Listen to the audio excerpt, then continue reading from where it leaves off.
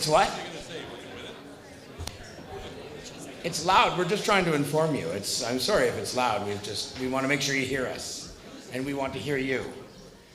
Good afternoon.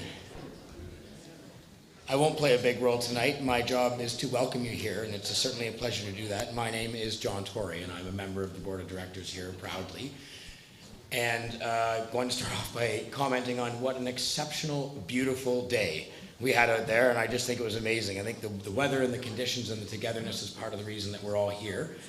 I think about my own performance out there and up here, and I worry if what I'm doing up here or what I'm doing out there is more likely to have me end up on Paul the Ski Racer's hilarious Instagram feed, but you know, we'll see. We'll see where I fumble worse. And I'm assuming I'm going to see all of you at 7 o'clock in the morning tomorrow for fresh tracks. We can jostle on the line and see how we feel about being out there.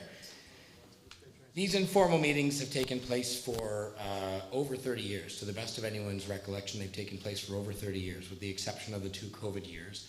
And they're an important part of how you as members are informed, how you engage with your board, and of course how your board, all of us here, learn about what's on your minds and just how you're feeling generally and informally about where things are going.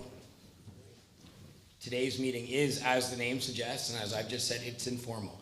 So there are no rules here other than civil decorum and just following what we've proposed as a meeting outline. And there will be no approvals or votes or anything of that nature today. So really this is a chance for you to sit with us and for us to engage with you. Our goal today is to inform you of what's going on. Part of that will be providing new information to you, and part of that will be updating you. And then at the end, we look to have a dialogue with you and to see how you feel, things that we have missed, or things that you feel that we should be focusing on. And of course, praise is always welcome too. You can just say if we're doing a wonderful job, and then you can sit down and we'll all go to the bar. We do have quite a lot to get through today. And so what we are going to ask, and I know that this is something when people hear a topic come up and you're fired up and you're inspired, you want to stand up and ask a question. We really are going to ask as we move through our agenda.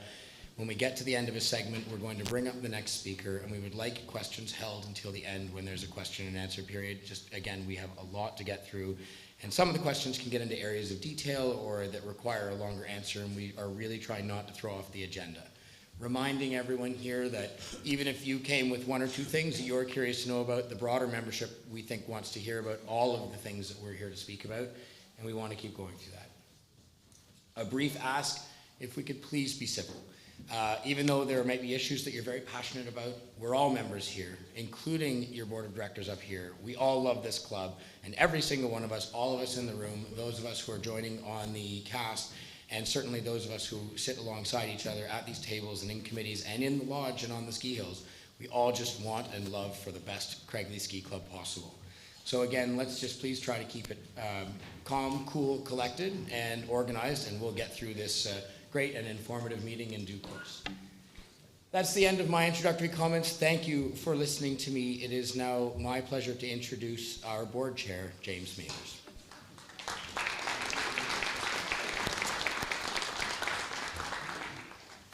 Thank you, John, and thank you all for coming this afternoon. I have the honor, as John said, to be both the chair of the board of directors and as such the president of the club. I'm really delighted to welcome you to this meeting. It's been 3 years since we have been able to meet in person, and it may also be the last time that we meet in this particular venue, which has housed the club for almost 5 decades. As we gather here to discuss our present situation and our future, I want to briefly remember all that we've accomplished to get here. My family and I joined Craigleith in 1995 when the club was just embarking on a bold plan of renewal and expansion. I recall riding up the chairlift in my first year with someone who said he didn't think he'd ever met a new member before. Since then, the club has opened the V Hills and installed a chairlift there. We've built the base lodge. We've installed 3 high-speed chairlifts. We've created a snowmaking infrastructure and operation that is not only the envy of our immediate neighbors, but it exceeds the capacity and efficiency of most commercial ski areas across the continent. and we've almost completed a brand new building over there. We financed all that with a combination of recurring revenue, borrowing, special assessments, and sales of surplus land, which we've sadly run out of. Those achievements and many others over time have not occurred without controversy or steps that might in hindsight have been done somewhat differently, but they've created an environment in which our members have thrived. So whether it's succeeding in competition at the highest level, or being hugged by your children after your first ever race finish as an adult, or only being able to enjoy social activities at the club, I hope all members have as much fun here as my family and I do. In fact, watching members at Après or in the terrain park, I'm pretty sure that many of them are having more fun than I dare attempt to. And it's particularly encouraging that we're able to offer a full range of club activities this year without the constraints that COVID has imposed on us recently. I now want to introduce the other volunteer directors and members of management who are seated at the front of the room. On my immediate left is J.F. Courville, who's a director and also serves as treasurer of the club. On my right, Jeff Courtemanche, the club's general manager.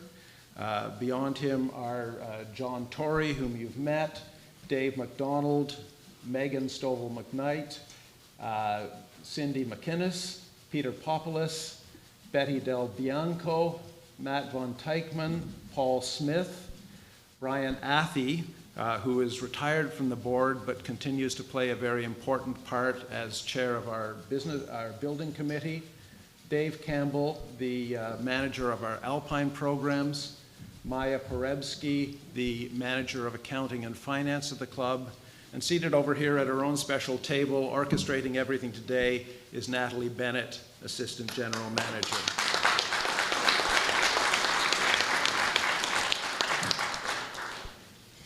When I took on this role, it was really encouraging to know that I would have the support of this very able and dedicated group of volunteer directors, and most importantly, an experienced and extremely capable management team that leads a large staff. I also want to thank the very many volunteers outside the board whose passion and expertise contribute enormously to the success of the club. To start the presentations, I'd like to call on Dave Campbell. Dave is the manager of Alpine programs at the club, as I said, and these are among the largest in North America. The success of those programs and the club's other capabilities have afforded us the unique opportunity of hosting the FIS World Cup Ski Cross Finals, which are less than a month away, and Dave is going to give us a little bit of insight into them as well. Dave?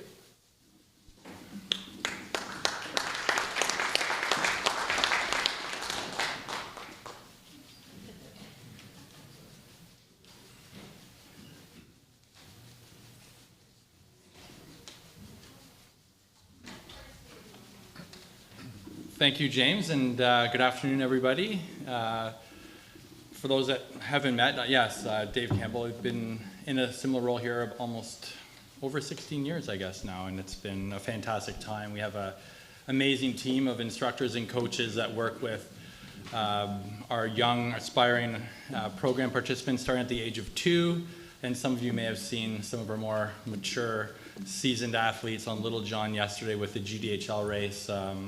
Duel happening there. So it's a very engaged membership within all of our programs, and it's a fantastic instructing and coaching team. We have probably over 300 staff that are working amongst all of our programs, which also interesting to note, a large percentage of those are members. So we retain all the young girls and boys that kind of go through the programs and start instructing and coaching. So the retention and engagement within our programs is amazing to see, and it's a very important aspect of Craigleith, which I think is fantastic. A few things new that we've done this year, I just wanted to share a little bit, and then I'll get into a bit of a ski cross update. But with challenges we've had the past couple years, we put a bit of extra effort into some training and opportunities we could do both for our staff and for the program. So through the fall, and then again early in January, we worked with a company called Dare to Care, based out of Calgary, and with the support of the board and some of the management team, we brought that team in. They did some webinars, some in-person sessions just on bullying awareness and a common language on, you know, what that is, and you know, it's something we're going to keep working with. It's not a simple, easy fix, but it takes a full community, both the parents, the athletes, and our staff, to really make a cultural shift there. But that was a really engaging and rewarding program. It really gave some really good insight and support to our staff, and also encouraged appropriate behaviors with our kind of U12 aged and older this year, and we'll continue with that and maybe look at working with some of our younger program participants next season. The other interesting thing is bringing in a really experienced team of instructors and coaches to work with our current staff. We have been very privileged, a couple of members of the Canadian Interski team this year working with our staff. You might see them out doing some session in the afternoons or early morning, but they're representing Canada in Levy. Unfortunately, one of them broke his leg in the fall, so he's not able to attend Levy, but Casey Bowis, the other member of Team Canada, we're both representing Craigleith, which is pretty fantastic, and they leave, or he leaves for Levy later in March. And yeah, so I guess in the spring last year we were approached. I think this is something as a Craigleith member and as a club we should be fairly proud of, is you know, to be identified or recognized even as a potential host of such a prestigious event like the World Cup Finals for the ski cross is something to be proud of. You know, for them to come, inspect the site, and then for us to receive the positive feedback that, you know, yes, this could happen here. It looks fantastic. Seeing, you know, the snowmaking we have and the facilities. So, you know, the club and the board were supportive in you know, being the first World Cup Finals host venue in Canada. I think that's something as a club we should be quite proud of. And when the initial announcement went out in the spring, and you know, getting some interest or excitement from some members on, you know, how they could help or get engaged, I got a call from Mr. Paul Vincent, who some of you may know. He had 2 children go through our programs, and more recently his daughter was a bronze medalist in the Summer Olympics last summer. Got a call from Paul saying, hey, this is unbelievable, how can I get involved? And I said, well, you know, Paul, that's great, we're still getting more information, and I'll keep you posted on how that's coming along. So needless to say, after a few more back and forth, and I asked Paul Vincent to come up, please, but he's our chief of volunteers for the event. And I think what Paul would come up to share is it's been overwhelming, the support from our club members wanting to be engaged with the event. So, and we do have some dates and timelines, and we also have a working group of members and our Alpine committee that we're looking to keep up to date with an FAQ and frequently asked questions on, you know, when is this happening, how is this impacting the club, and we'll hope to provide some clarity on that. But Paul, would you take the mic? Thanks, Dave. Thanks, Dave, and good afternoon, everyone. So I'm just going to talk a little bit about my kind of involvement in this and the volunteer aspect of it. You know, when I initially reached out to Dave, it was like, you know, again, to his point, I thought it was just a phenomenal accomplishment that our club was selected for this event. It's very prestigious, and I'll talk about this in a minute, but to be able to host an event for our Canadian athletes is that's a huge thing for our athletes, and I'm glad that our club is able to be a center ace on this thing. In terms of the volunteer response, the registration was done through Alpine Canada. We just had an overwhelming response from across the country, but in particular from our club members. So I was very relieved when I came online, and it was like, wow, we're in a good situation here. I'm just going to very quickly say we've already reached out to a number of people on select, like our core priority is the on-hill crew. The coyotes are the backbone of that crew, but we also need a lot of additional people and slippers, et cetera. So that's been our priority, is to get that crew and that thing set, and that is like literally today we kind of firmed down that list. So we're pretty excited about that. There's still a ton of other roles that are outside of the race course proper, start area, finish area, all kinds of off-hill type roles. And we're going to be looking to lock those down in the next week or so. So we'll be reaching out to folks who put their name up. So that's kind of progressing very rapidly. I also want to comment on the scale of this event, because again, even I was kind of surprised when I first spoke with Dave. I thought it was a World Cup, and I'm thinking, okay, a couple of days. This is the actual on-hill racing is going to be 8 days of high-speed racing. So I like the slide here. The build period starts Monday, March 6th, and in fact, I think it's actually going to start on Sunday, March the 5th. Once the courses or the hill is closed, they're going to be starting the build up top. So like they brought in a special cat, or there's 2 cats, right, to build the course, and it's going to start on Sunday night at sunset. Like it's a big deal. And this is a fella coming in from Europe. He's like the guru of building courses for FIS around the world. And then, so there's going to be an entire week of building the course, and just like section by section coming down, national, across Big John into Little John. It's an enormous scale on that, just that piece of it alone. But then we get into the actual racing week itself. So Monday, March the 14th that's actually kind of the final day of setup, and where the course will be validated and approved by FIS. And then Wednesday the 15th is the training day. So that's the athletes will be here training on course, learning the course, etc. Thursday is a qualification day. That is a live racing day with every athlete doing their qualifying run. And then the Friday is the first finals. And because the finish area is just going to be like right out here, and for final number 1, and there will be the podium presentation will occur on hill. The second, and then Saturday the 18th is the final number 2, and there will be qualifying in the morning, and then the race goes at 12 noon. And just for timing, like the race itself, the finals, like what's called the knockout phase, it's an hour and a half. Like it's going to start at noon. It's over by 1:30. Like it happens pretty fast. And but we need still a full-on crew for that entire event, and we're talking probably 100+ people. So the scale of this event. So I'm just going to continue on the timeline very quickly. Sorry.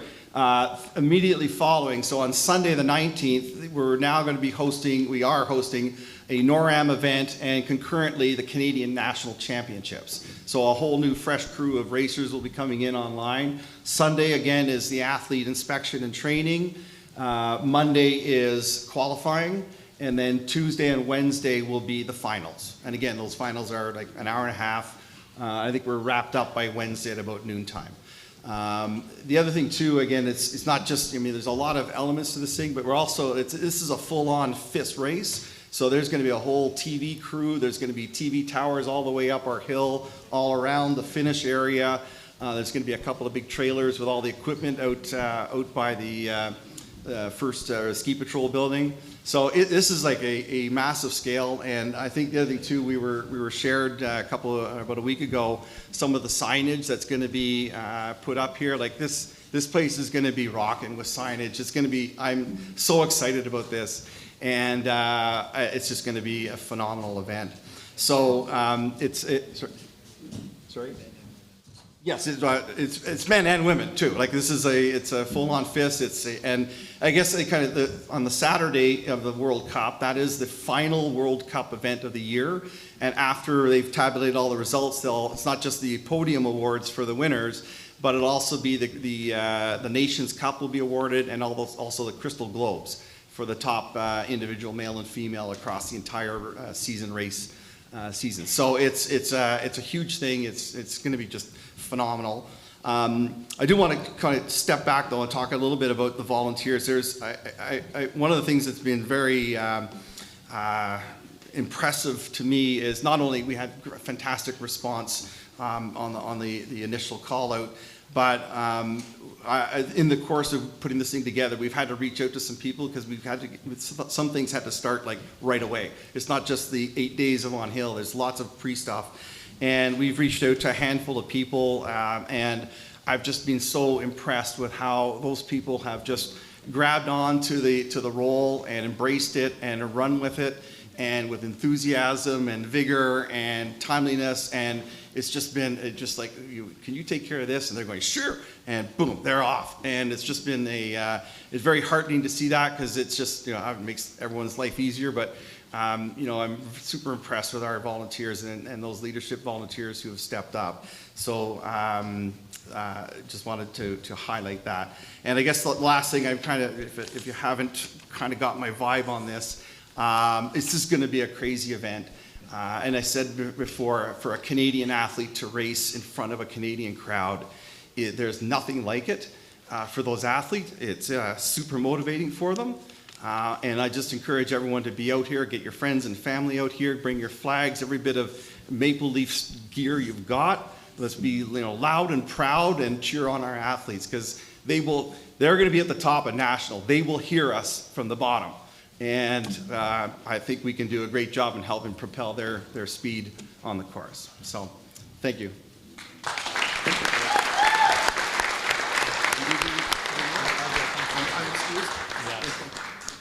Thank you, Paul. And we will, I'm now with the privilege to introduce our next speaker, and it's the gentleman to my right who helps make sure we have the best snow in the area, and our lifts are running, and everything just ticks like a clock here. So Jeff Quartermash, come on up.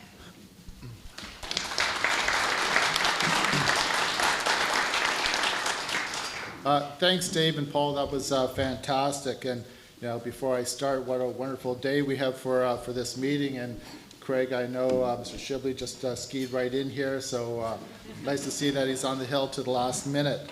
When Alpine Canada asked us to host this World Cup Ski Cross Finals, in part was because we have arguably the best race crew in Canada that can pull it off.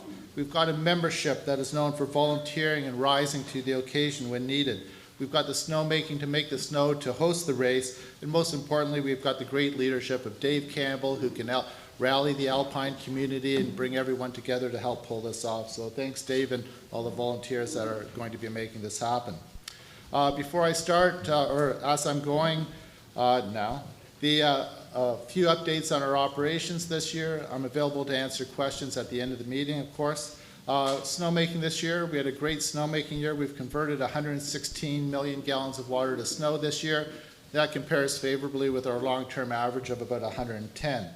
We know the ski cross is going to take an additional 5 to 8 million gallons of water to ensure we have enough snow for the course, and we'll be continuing to make snow on national and around the property for the next couple of weeks as temperatures permit. For the remainder of the season, we will not be making snow during the day on top of you. We'll only be making it at night as need be in order to maintain the best conditions possible on our hills. How do we compare? I'm very proud of our operations team this year. We were the first club in the escarpment to have all of our trails open, and not only were we the first, we beat everybody else by 1 month. So.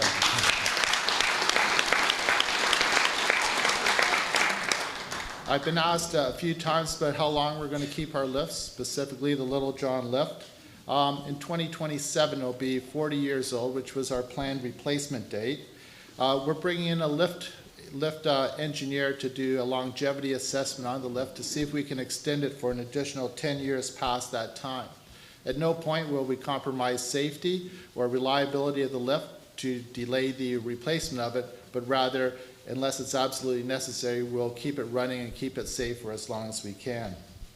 The cost to replace the lift has gone up tenfold since the national lift was was replaced, and especially during COVID, like everything else, but especially it seems with the merger of the ski lift industry, of all the manufacturers, lift prices have skyrocketed in the last number of years. And as much as we love new equipment, we also know how expensive it is, and if we can delay it right till the end of its useful life, that's what we plan on doing.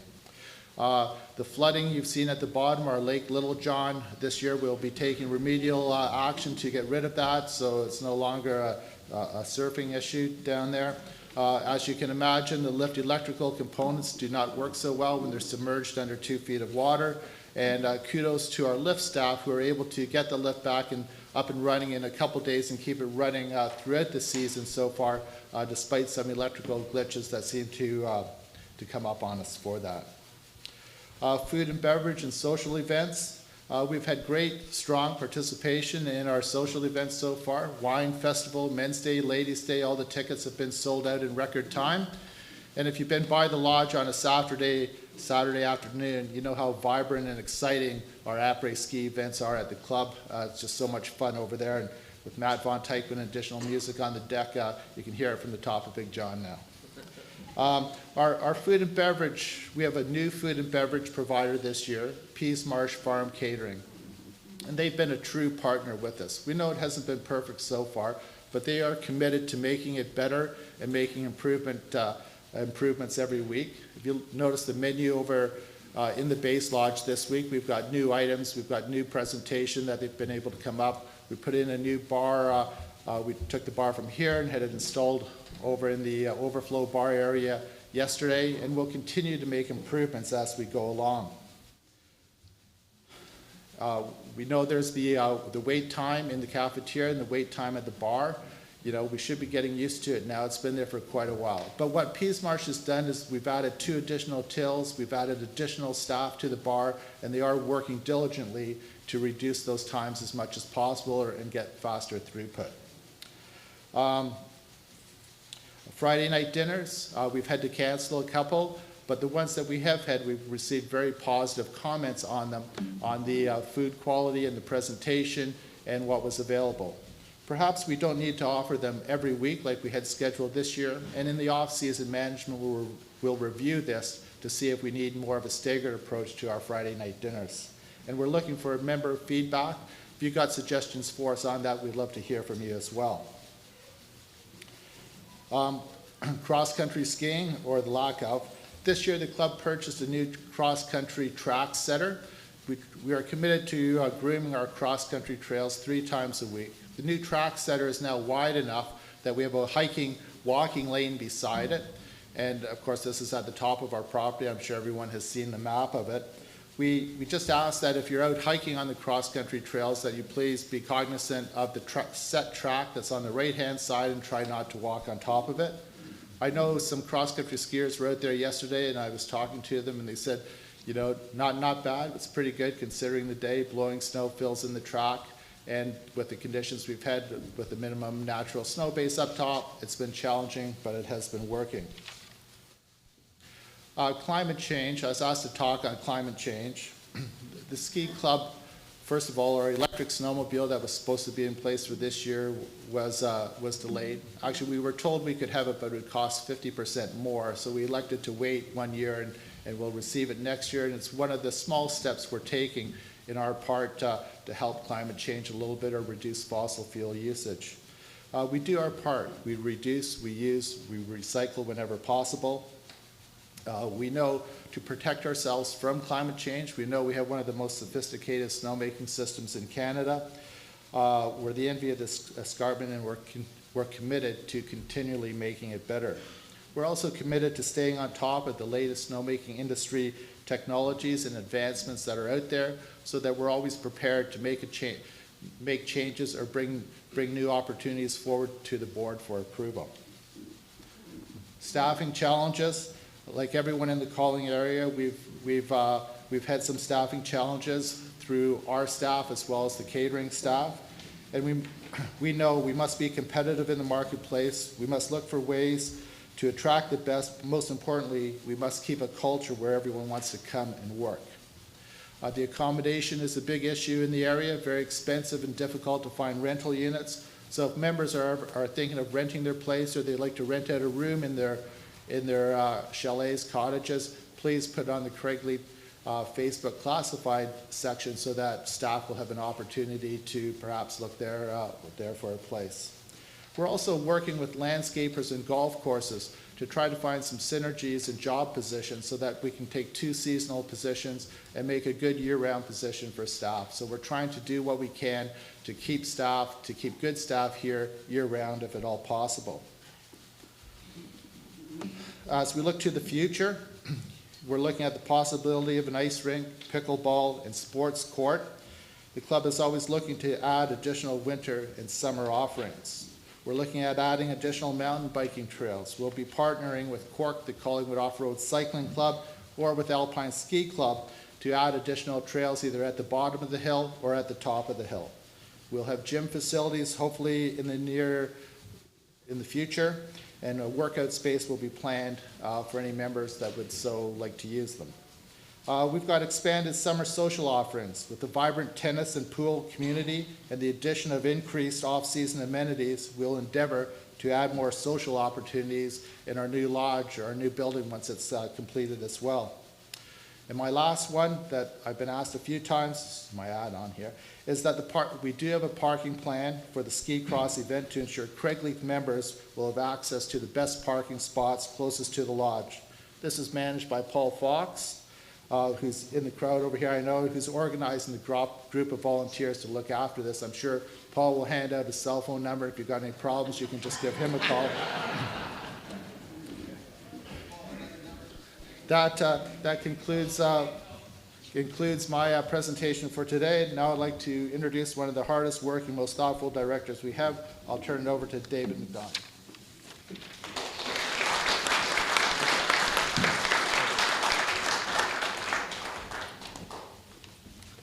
Thanks, Jeff. And I think I would share the sentiment with the rest of the members here that this has been a tough winter. Mother Nature has been as difficult as she could have been. We got more rain in January than we ever had in the last 20 years. And with all the snow that Jeff made to get us open, half of it disappeared. So Jeff, kudos to you and your team. It's a bit of a thankless job, but thanks very much for getting us.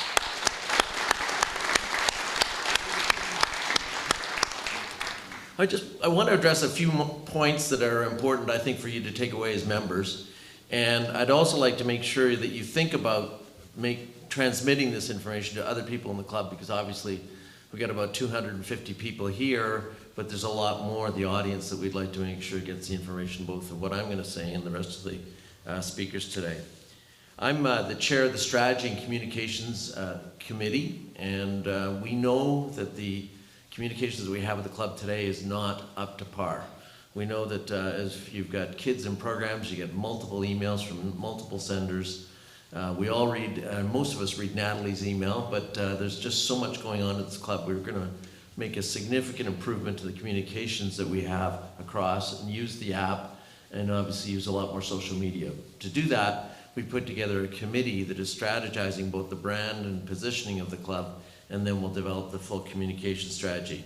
So I'm joined on this committee by Megan Stovall-McKnight, John Torrey, and we've got 3 volunteers have joined the committee who are not on the board, and I really appreciate their expertise. They're in this business and they really understand more of the social media than a lot of us do, but that's Adam Zolas, Leah Andrew, and Mark Belcourt. So when you see them, just thank them for their support. They're doing a great job, and we're gonna be rolling something out over the next 90 days that I think will make a big difference to the lives of our members and making sure they understand what's going on. Second point I want to talk about is the bylaw review process. So if any changes are requested in the bylaws of the club, we'd like those input by the end of March. And we'll of course be announcing or working through those for the AGM, which is coming in the fall. But if there's any requests for any bylaw changes, we'd like to see them forwarded to the board by March 30th, and they'll be considered through the process. The board of directors is an important element of how we manage the club. And working along with management, we really do set the tone and the strategy for where we're going as an organization. So We are looking for new members to join the board, and this year our cohort will be looking for 2 additional people to join. And if you want to join this august team here, we'd like you to make sure you put your nomination in. And we are particularly interested in increasing the diversity on the board. So we would like some more women to join our board so that we make sure we have a representative and reflection of the club. And so we really would appreciate anybody who's interested in working hard. The volunteer part, though, I want to talk to you, James. I didn't know about that. I thought there was a healthy stipend for this. At least a bar tab or something? But at any rate, it's a lot of fun, and if you have passion for the club like I do and the rest of the board members, I think it's worthwhile doing. The last thing I want to address is the total badge count, and I hear about this from time to time from my friends that, we're going to get to that slide there, that there's, you know, the national chair is so lined up, and it's too busy, we got too many members, and I can't find a seat. Well, the total red badge count has really not moved over the last 10 years, and so this slide on the right side is year-end 2014 through to 2023 forecast. And you can see we had a dip during COVID in 2021, but other than that, that number has basically been around 3,100. So for those of you who are sitting here and finding this to be news and good news, please make sure you internalize it, but also communicate to your friends. The number isn't changing. And so a lot of people think, oh, with all the facilities we're bringing in, we're going to expand the membership. We are not doing that. Every decision we make is to stay within the experience level that everybody has within the club, and that number is an important part of it. Now, we also manage the daily badge sales, and that's at 300 on a Saturday. And it's a little higher on a Sunday, and the management team manages it based upon how things are looking, but overall that number again has been managed very carefully to ensure we're the best experience for everybody who's in the club. We do attrit about 40 families a year, so when we talk about new families coming in, you have to recognize that we attrit about 40 families a year. And the natural cycle of the club, once kids get through the programs, is some families move on. This year we've got a record number of new members joining and new families, but we had a low number the year before because of COVID. And you can see in that graph there, year 2021, we had a COVID dip.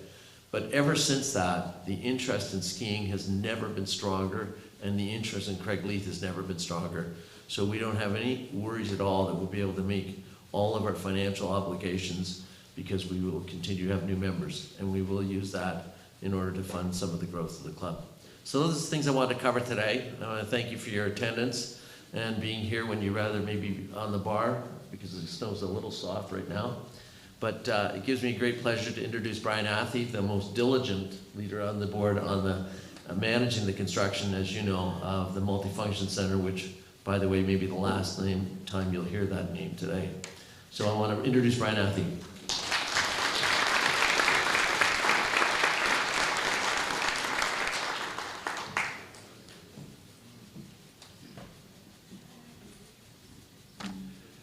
Good afternoon, and Dave, thanks for the introduction. I'm going to provide a very brief update on the status of the Multifunction Center. I'll be talking about the schedule, current status on site. I have some photos to illustrate the interior and exterior condition, and a financial summary. I think it's important just to start out by saying that this is a good news story for the club.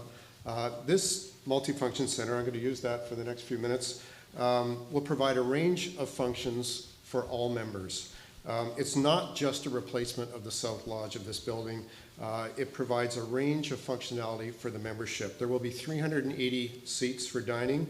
There will be additional flex space for additional racers, 280 new half-height boot lockers, a full-service kitchen, and a small bar coffee counter that will give us a range of flexibility, not just for membership, for off-season functionality as well.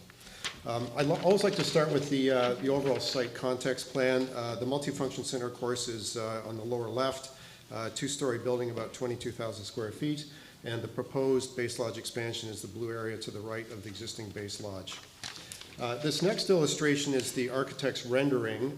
You've seen this many times before.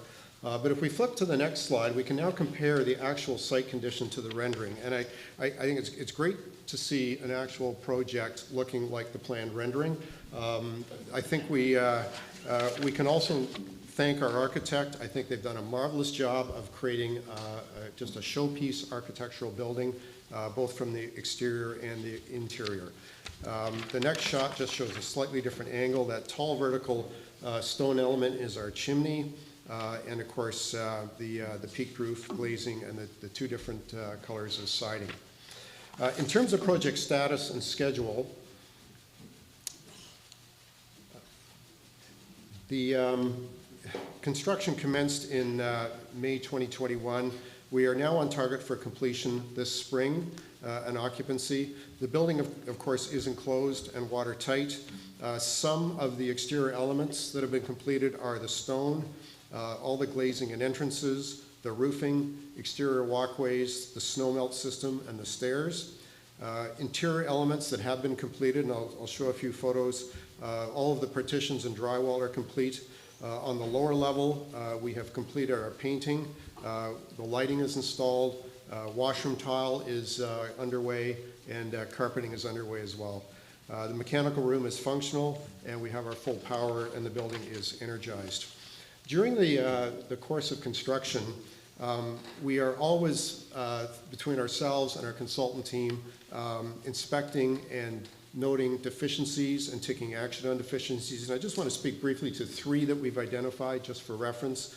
Some people have commented that there appear to be lines or ridges in the roof under certain weather conditions.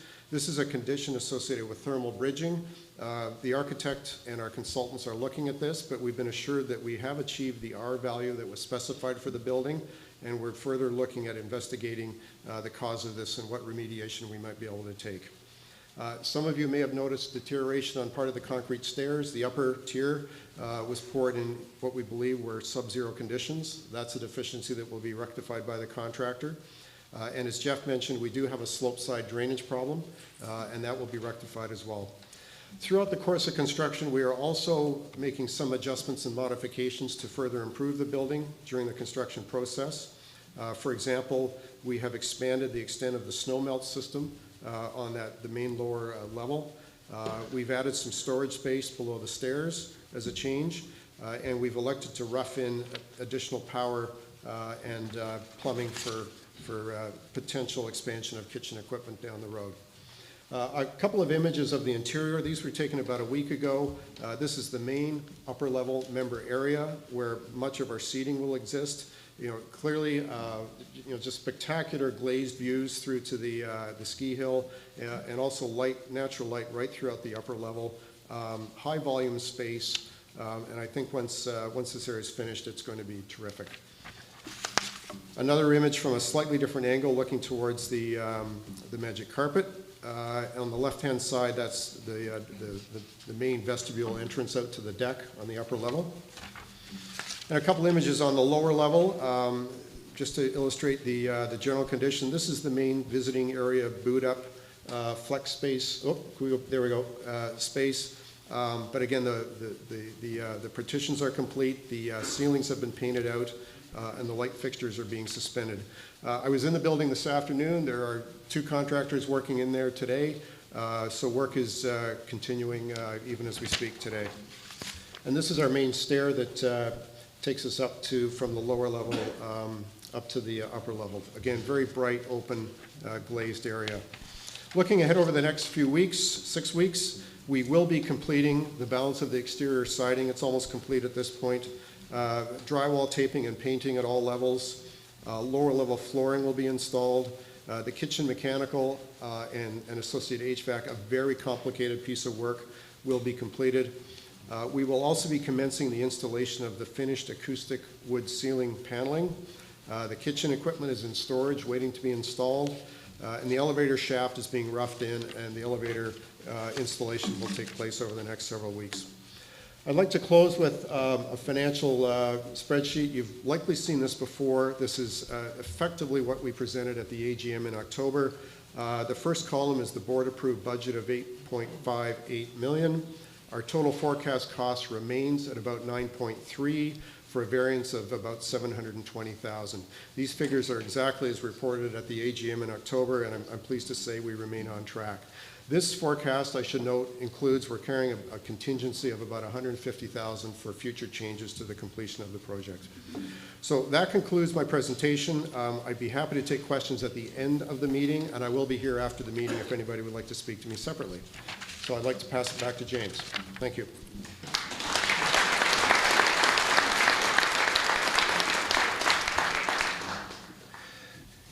Thanks, Brian, for your update. I've had the opportunity to tour the Phase 1 building periodically during construction.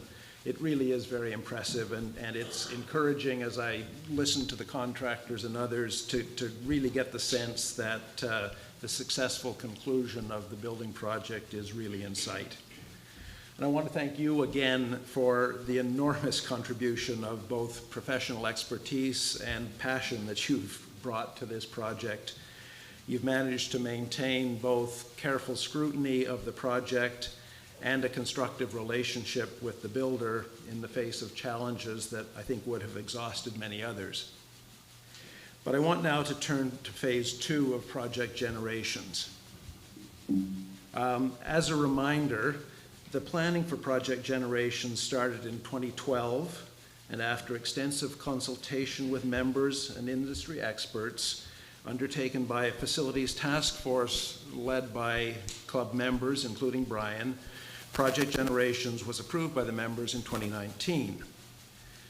Project Generations, and Phase 2 in particular, is intended to accomplish several objectives, including more member seating, an elbow room for dining, an improved bar area, a separate adult lounge, additional lockers, fitness facilities, an enlarged and improved kitchen in the base lodge, and improved acoustics in the base lodge. It also provides a permanent home for Squire Johns, allows removal of the South Lodge, which is really at the end of its useful life, or almost, and the adjacent ski storage building. And it recognizes that neighboring clubs have recently enhanced their facilities as well. But Project Generations was always planned to be built in 2 phases. And aside from design considerations, that's proven to be a prescient choice in allowing us flexibility to adjust to potentially changing circumstances. Phase 1 had to be built first, in short, because this building needs to be removed to allow for construction of Phase 2. As Brian has shown you just now, Phase 1 provides wonderful spaces for members. Phase 2 is really important as well in realizing many of the benefits that I've just identified. When planning for Project Generations, the board established a conservative budget with the help of independent consultants. The estimated cost of Phase 2 at that time was a bit over $10 million. As it appeared likely that Phase 2 as designed could cost considerably more than originally estimated, the board made several commitments to the members at the 2022 annual meeting. One of them was to provide an update regarding Phase 2 at a town hall meeting after more information had been gathered and analyzed, and that's what we're doing now. The club has worked closely with the Dalton Company over the past several months to create and refine a budget that's based on completed construction plans for Phase 2 and input obtained by Dalton from various potential subcontractors. That cost information has been a very key part of the club's detailed financial analysis. Please allow me just to quickly provide some context. J.F. Corville will elaborate in his comments shortly, but under the club's basic financial principles, the club's operating revenue will cover all operating expenses and generate a surplus that will be sufficient to cover what the club considers annual maintenance capital expenses. These include replacing existing snowmaking pipes and other equipment, replacing snowmobiles and groomers, and routine lift overhauls. The club's financial analysis is based on separating the operating revenue from capital expenses other than those maintenance capital expenses. That's to say, operating revenue would not be used to fund the capital cost of project generations or debt service costs relating to borrowing for it. Conversely, operating revenues, which are primarily the annual fees that we all pay as members, will need to increase sufficiently to cover increased operating expenses and maintenance capital expenses over the years. The financial principles also contemplate that, separately from the annual operating budget described above, expenditures for new capital projects such as project generations and the replacement of larger assets such as chairlifts, which the club calls project capital expenses, are funded through the annual capital levy paid by members, initiation fees paid by new members, and occasional assessments of existing members. These sources must also cover the principal and interest payments of debt incurred to finance these expenses if sufficient funds haven't been accumulated. And apart from project generations, the board wants to allow for significant discretionary project capital expenses annually, and we recognize the need to replace chairlifts in the longer term. We can't allow project generations to impair the club's ability to make capital expenditures for other purposes, particularly those on our hills, which are critical to the club's future. So, where does that leave us now? The only variable in the club's short-term sources of funds available for financing Phase 2 is the amount of debt that the club is prepared to undertake to do so. The club has discussed borrowing capacity with our bank and understands that our bank would be prepared to lend more than enough money to complete Phase 2 based on the value of the club's existing assets, including the Phase 1 building when it's completed. But let me turn now to two other commitments that the board made at the annual meeting.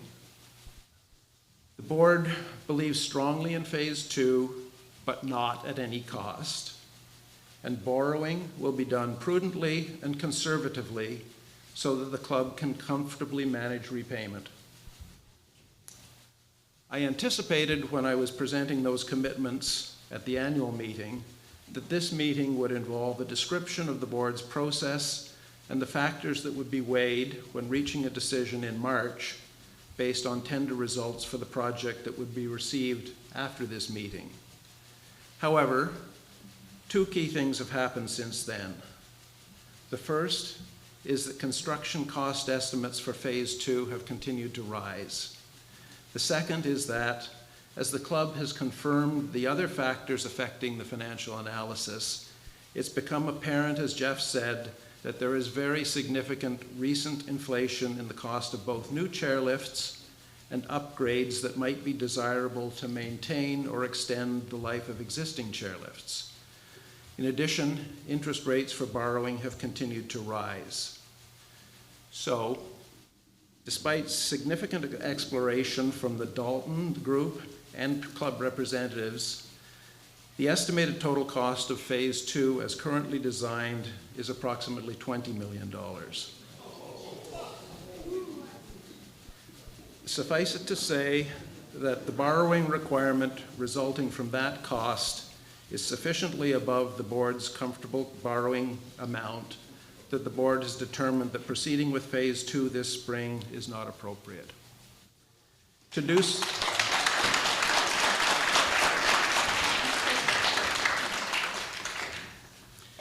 do so would have been to proceed at any cost, which the board committed not to do. This was a disappointing conclusion for the board, but one that the board had little difficulty in reaching given the thorough information and analysis that was available. The club has therefore instructed Dalton not to call for formal tenders for the project at this time, as previously anticipated. I do want to emphasize that the board remains committed to fulfilling the objectives of Phase 2 at a prudent cost, but recognizes that the significant inflation that's affected the club's plans requires the club to pause and expand the range of options to consider for doing so. and we'll address those options momentarily. This need to pause in implementing our own building plans also affects the plans that Track 3 is developing for a new building to the south of our Phase 1 building. You may recall that at the annual meeting, we announced plans to continue discussions with Track 3 with a view to presenting a plan for member approval later this ski season.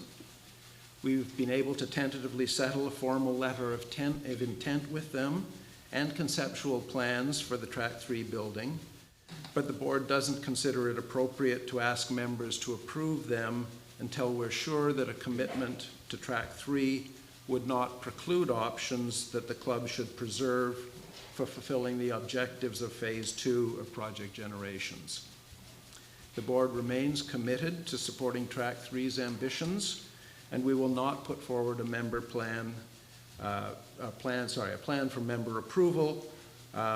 We will put forward a plan for member approval once it's prudent to do so, and we'll work with Track 3 to maintain momentum for their plans in the interim. Next slide, please. I do want to emphasize that we have not in any way decided to abandon Phase 2.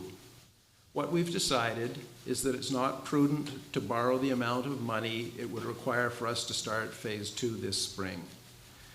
We can't count on a windfall or an asset sale to generate the significant increase in cash that we would need to proceed now while protecting the club's finances. We'll take some time to examine more ways that we can prudently deliver our objectives for Phase 2. This will mean departing from one of the commitments that we made at the annual meeting and exploring more options than we've considered recently, given the reality of the current world. We remain committed to delivering those objectives, but again, not at any cost. I want to reiterate the commitments, or safeguards as we've sometimes called them, that the board introduced at the annual meeting. First, the board believes strongly in Phase 2, but not at any cost. Any plan to complete Phase 2 that depends on a further assessment will require member approval. The club's informal membership cap that we've talked about will not be increased to pay for the building. Annual dues will not be used to pay for the capital cost of building.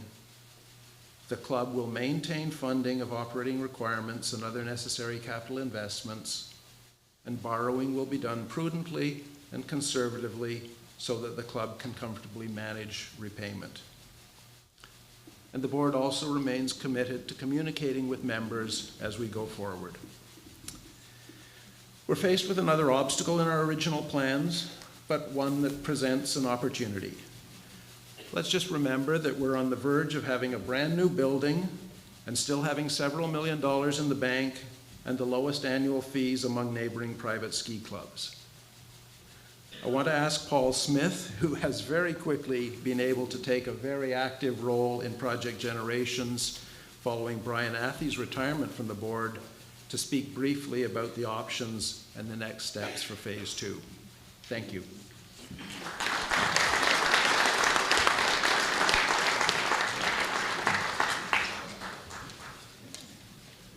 Thank you, James. I'm just going to spend a few minutes giving an update on the work that we've been doing since the AGM, and then talk about the steps forward, what we're going to be doing going forward. Phase 2 of the project, as you know, comprises of a few elements. Number one is disconnection of services and demolition of this building. Second is the expanded construction of the existing base lodge, so it's about a 28,000 square foot expansion, and then renovation of the existing base lodge with the kitchen, entrance, staircase, and so on. The project plan contemplates that the work would be done over about 18 months, and the plan that we were setting out on was to start construction in the spring, in May of 2023, to be complete by the ski season, at the beginning of the ski season 2024. In October of 2022, we issued a competitive request for proposal for general contractors that resulted in the selection of the Dalton Group as our construction manager for Phase 2. It has been disclosed previously that the Dalton principals are members of the club. Randy Dalton's here today, so you can chat with him afterwards. In late December of 22, Dalton presented their first draft of a Class A cost estimate for Phase 2, which was refined up until about a week ago, including a number of possible cost savings. On top of Dalton's construction cost estimate, we've added costs for contingency, soft costs for our architects and engineers, development charges, building permit fees, fixtures, furniture, equipment, and some other items. And as James has mentioned, the total cost estimate that we've arrived at is about $20 million for Phase 2, which we believe accurately reflects the current state of the construction market, with a margin of about plus minus 5%. So our decision to delay the start of Phase 2 means that the next logical start date would be spring of 2024 and completion for the beginning of the 25 ski season at the end of 2025. Since Phase 2 will not be starting this spring, this building, the existing South Lodge, can remain in service for the time being. We will be evaluating the best use for this building along with all other space we have available in the short and medium term to meet operational requirements. This will include identifying the best location for the playroom, Squire John's, lockers, other needs. We hope to move Squire John's to an indoor location for the next ski season. New spaces such as the fitness room will not be practical until completion of Phase 2. Over the coming months, so this is where we're going to talk about options going forward. So over the coming months, we're going to be working on three main initiatives. So first is to monitor the factors that are beyond our control in the construction and lending industry. We expect to see construction costs stabilize as the material supply chain improves and a larger pool of contractors become available to work on our project. At the same time, we'll be working closely with our lenders as interest rates stabilize and hopefully decrease. The second initiative will be to identify opportunities to increase our financial reserves from available sources, which include normal cash generation from initiation fees, capital levies, and so forth. So we do generate positive cash from those sources, possible fundraising, and a possible future assessment. I know it's been said already, any future assessment for continuation of Phase 2 would go to a member vote. The third initiative is to revisit the functional requirements of the project and explore some options to modify the current design, the method of execution and project phasing. James mentioned that there was one of the fundamentals we talked about at the AGM that we're deviating from, and this is it. So we're going to be considering redesign options. The priorities will continue to be an improved bar experience, expansion and modernization of the kitchen, adding more seating and lockers, addition of a seniors member lounge, fitness room. So we're going to be moving quickly on this part of the initiatives with our design and construction team over the coming months and reporting back to the members as we have more information. So I want to just reiterate that our board's unanimously committed to delivering the full scope. I want to thank members for their support and trust as we continue to do this work.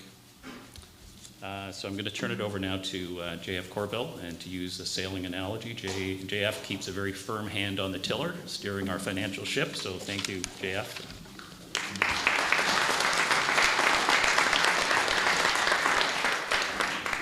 Thank you, Paul.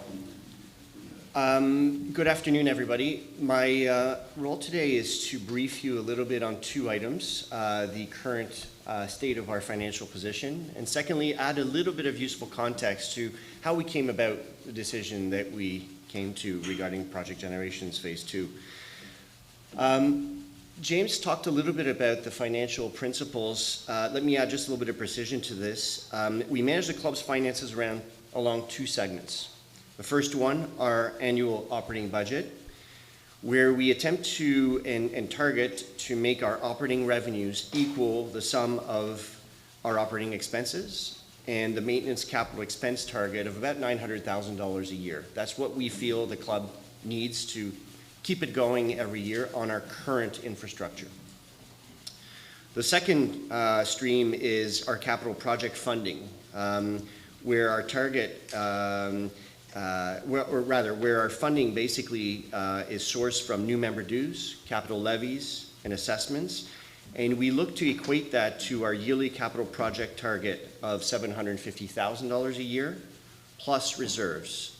So the $750,000 is what we spend on new infrastructure every year. So something that does not exist today that we need to add to the club will fall into this capital project stream.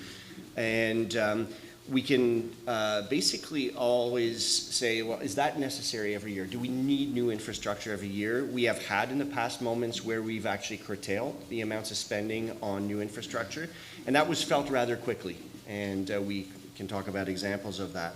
And then the reserves obviously is what we accumulate every year to pay for infrastructure like lodges and lifts, etc. So moving to the current financial position, let's look first at our current operating activities. So year to date, operating revenues and expenses are both running higher than budget.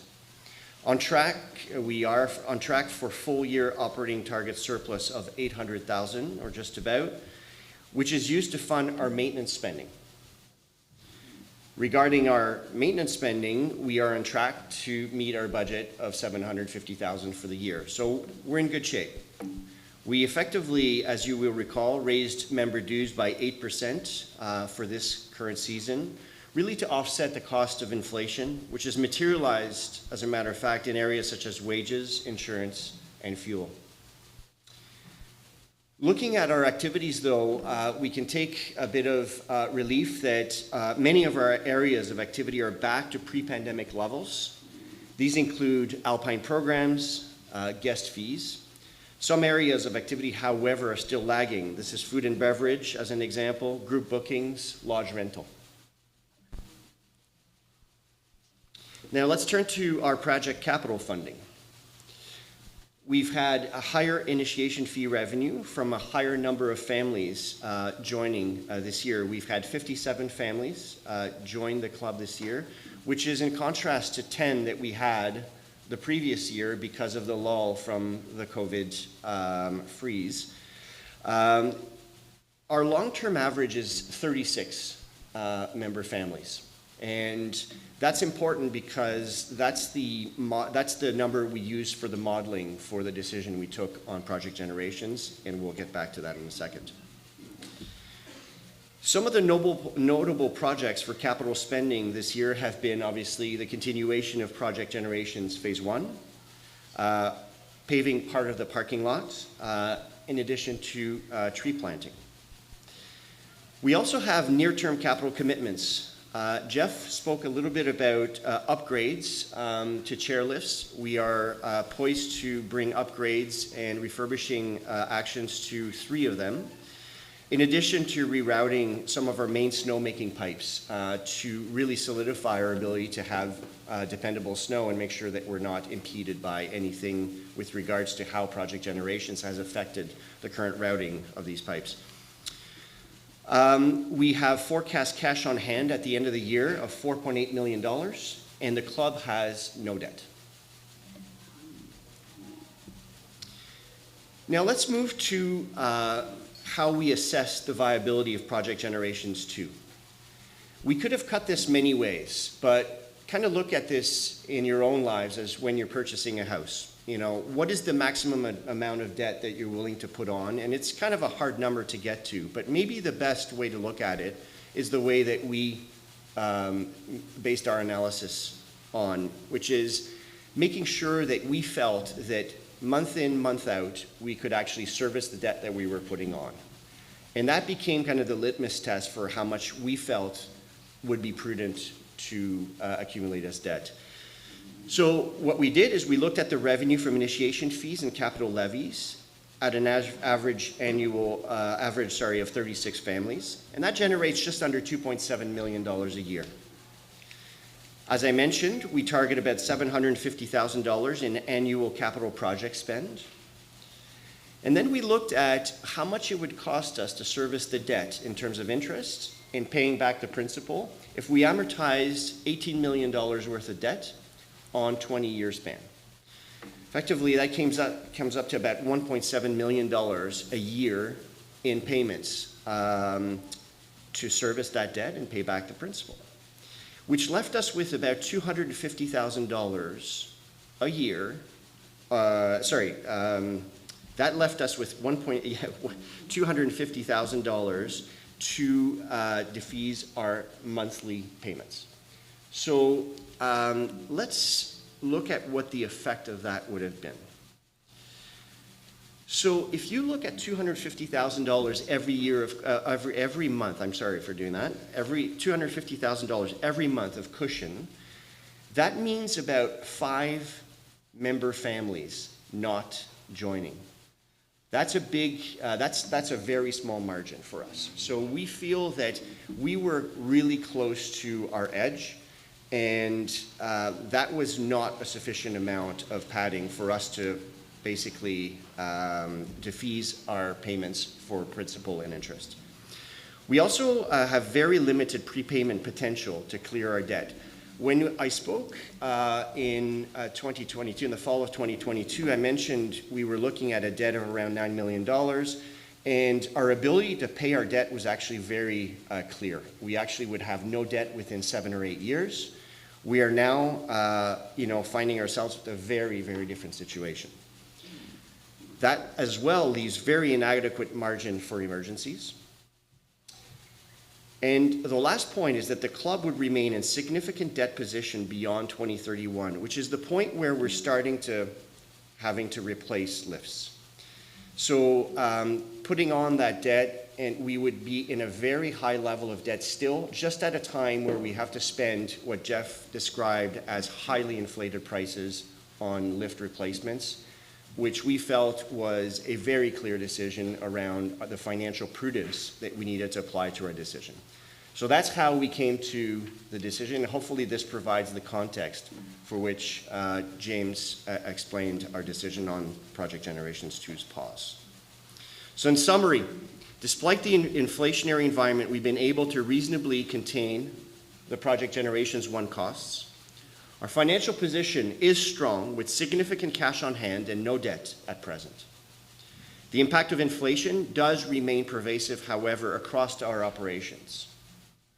And so when we spoke at the last AGM, I talked about having to smooth out rises in member dues and making sure that we get back to a normal level as quickly as possible. That will be hard to do in the next fiscal exercise for reasons that you all feel in your own lives. But that actually this approach will allow us to maintain the principles that I explained at the outset. Our decision on PG2 is based on sound financial management. It's in line with our core principles of ensuring the long-term stability for the Craigleith Ski Club. Thank you.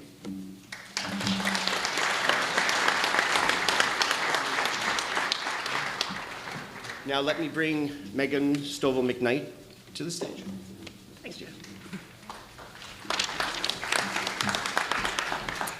Hi, everyone. I think I have probably one of the most exciting announcements here today, because I know that we've spent the last little while learning about the really thoughtful and prudent analysis that's been done about why we need to pause phase 2. But that shouldn't dim the light on the excitement we have around this beautiful new building and that we're getting ready to open it for the next ski season. So today I get to tell you about Name That Lodge. You may recall back in that ill-fated ski season of 2019-2020, following the approval of the project, we went out to the members with a Name That Lodge contest. And the objective was to try and identify a name that was catchy, that reflected our environment, the community, that captured our valued history here at Craigleith. So we have, since that time, been referring to it as the Multifunction Center. But today we're going to start calling it something else, which is very exciting. We look back on the beginning of Project Generations, and it had the objective of meeting the needs of members today and for the next 60 years. And so we looked at names that really reflected legacy names, maybe things aspirational about the future for the club, or even just functional names like we have Base Lodge today. But we decided history was really important. Not just the last 60 years, but all the history and stories that will be written going forward by our community of family and friends as we open this new center next season. Looking back, we look back to the very beginning, the origins of the club. In the 40s and 50s, the newly developed Craigleith station was here, and that is how all of our members actually accessed the services and accessed the hills here at Craigleith with our newly formed ski club. Once it was no longer operating, that space, that station, was then changed into the Depot Fine Dining. Many of you would know this building, this beautiful building that sits right at the corner of 19 and 26 and marks that turning point. That turning point we all go by when you're coming to the club, either on a Friday night or on a Saturday morning. And so we thought that was a great place to really honor and name this new space. So we are pleased to announce that we are going to call the new building the Depot.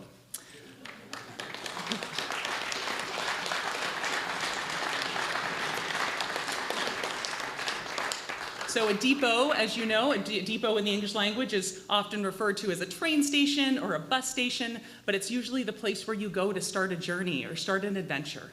And this space is beautiful new member space where all of our members and our guests and their families and friends can begin their adventures for their family and friends here at Craigleith every time they're up here. And so we thought it was very befitting to reflect our history of the area and all of the stories of our history that will be written in the 60 years we are now moving into. So I hope you enjoy the name, and don't call it the Multifunction Center anymore. It's called the Depot.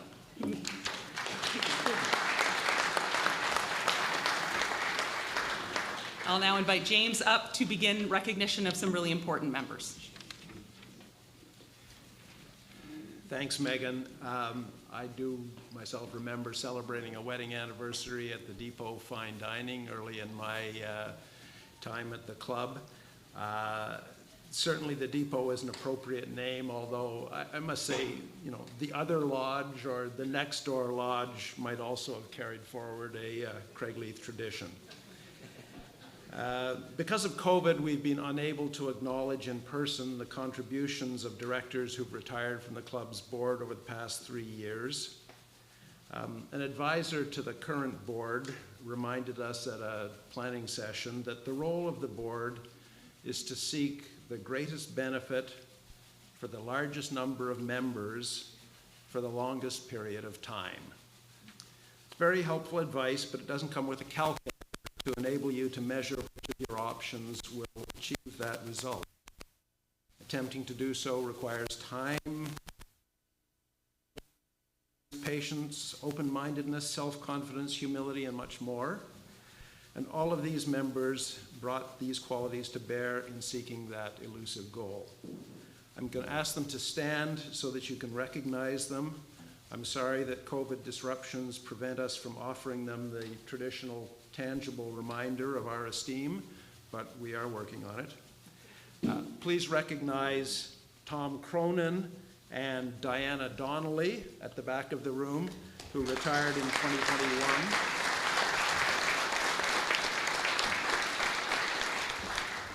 Brian Athey, who hasn't. Heather Brenzel.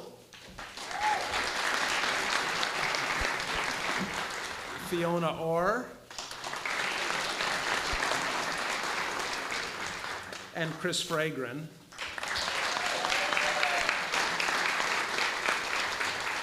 All of them retired in 2022, and of course, Chris also served as as the COVID president.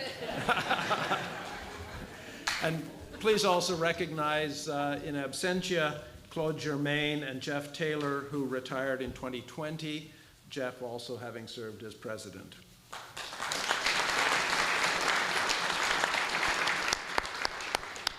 And I'm now going to call again on J.F. Corville to present the Director's Award.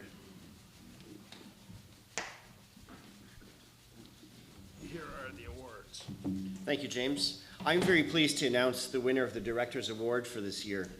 The award's presented to an employee of the club who's provided excellent long-term service to the membership. Our honored recipient of the award first worked at the club in 2005 for one season and then rejoined the staff in 2010, working on a seasonal basis in the front desk and ticket desk. In 2016, she accepted a full-time position as the accounts receivable administrator in our accounting department.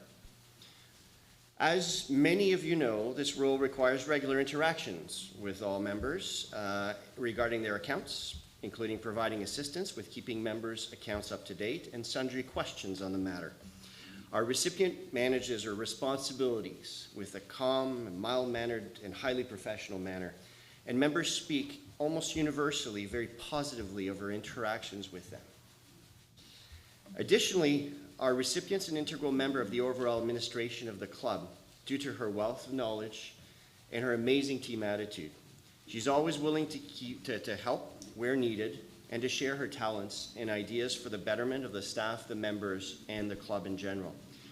I think it's safe to say that everyone loves our recipient of this year's Director's Award, Christine Harrison.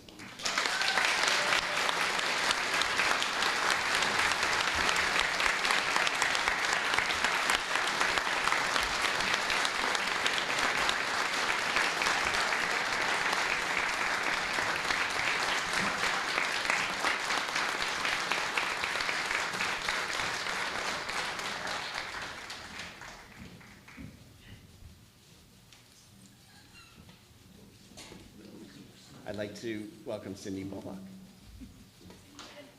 It's okay. Everybody's still getting used to the last name, myself included.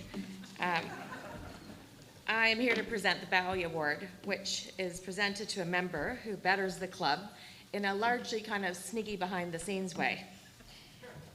This year's Bowie Award winner has been a member of Craigleith for over 16 years. Most of that time, he's been heavily involved in helping many of our programs. When the club did the Safrata Cup race recently, which Craigleith has been hosting for over 40 years, not only did this individual help as a member, but we discovered his name on the 1990 Cup. So after younger ski racing days, he continued to race as an adult, both in the GDHL and Interclub, and more recently has been a forerunner only when the course apparently is quite smooth. When not helping to coach with the FIS team or slipping a race course, you may see him out skiing with his family, who we thank for allowing him to spend this time on our club as a volunteer. As a parent, he's always helped out at events, volunteered to be in the Alpine committee. He's had a major impact on the Alpine committee by helping with event safety and best practices, which we can all imagine is a big accomplishment. Chris has been involved with numerous on-snow event improvements, and during his time on the Alpine committee, exciting dual slaloms and ski cross improvements. If you haven't figured it out, I am pleased to announce this year's award winner as Chris Shipton.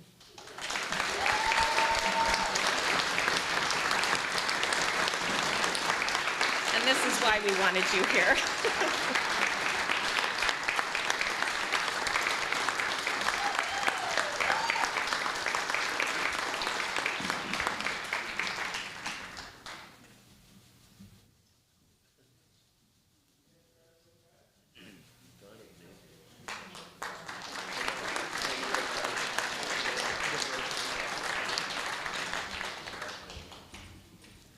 That actually made me more nervous than I thought I was going to be. Who's the next one? Oh, it's you again. Me again. Thank you, Cindy. It's now my privilege to present the President's Award to an individual or individuals who have contributed to the club in a significant manner. Now, from the name of the award, you might think that it's a gift of the President. But on this occasion, before I was able to make a suggestion, someone else proposed the very name that I had in mind, and the choice was perhaps the quickest decision that the board has made in my tenure. Let me start by saying that this individual's association with the club began as a volunteer member of the race crew in about 1994. That volunteerism, at least indirectly, led to meeting a spouse, and the two of them joined the club in 1998. Within less than 10 years, this individual was elected to the club's board of directors, and in 2010 became the first and so far only female president of the club. I'm referring, of course, to Catherine Del Greco.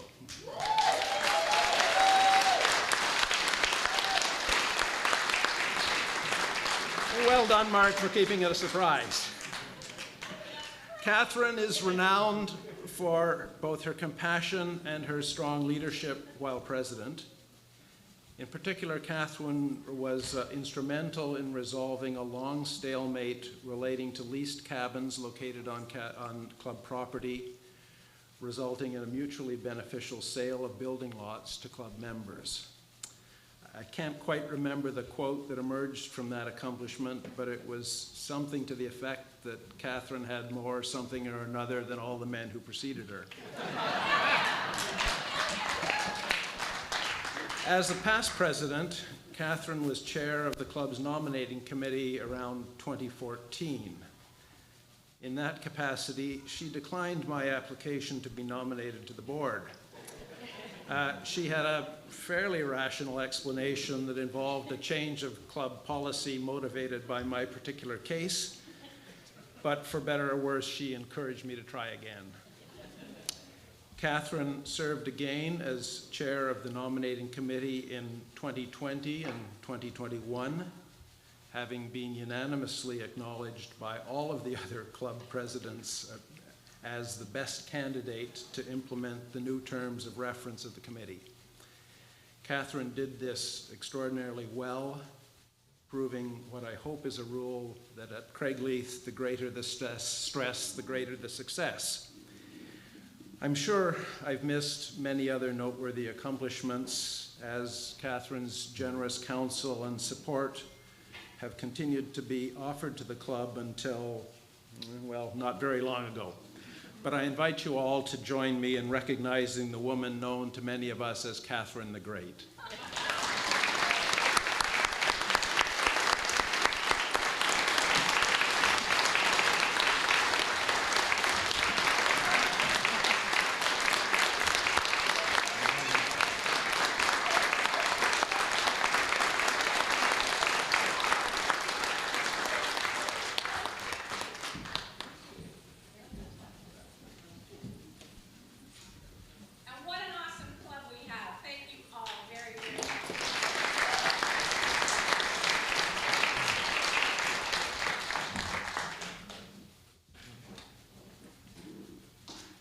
So, thank you all for your attention throughout this meeting. We've covered a lot, although there are many other important topics that we simply didn't have time to address. I opened the meeting by mentioning things that we've done over the past decades. I want to quickly remind you of some of the things we've done just this year, including gearing up from COVID constraints, project generations, recruiting and onboarding a new caterer, introducing Dare to Care, working with Track 3 to support their goals, preparing to host a World Cup final, revising our bylaw, creating and operating new cross-country ski trails, and opening all of our runs long before our neighbors, not to mention exploring a number of other exciting future opportunities. It's a huge agenda, and there are differing but reasonable opinions on almost all of these items. The club gets a great deal done through the efforts of volunteers, management, and staff, and in my view, it mostly gets done very well. Sometimes doing things comes at the expense of communicating what's being done. Sometimes it's not appropriate to be completely transparent. But as you've heard from Dave McDonald, and I hope you've experienced real time, we're working on communicating more. It's hard work, but like other things at Craigleith, it's really worthwhile. So let's just all stand up for a minute if you're easily able to and stretch. I appreciate that some people may need to leave before we start the question and answer portion of the meeting, and this would be the time to do so.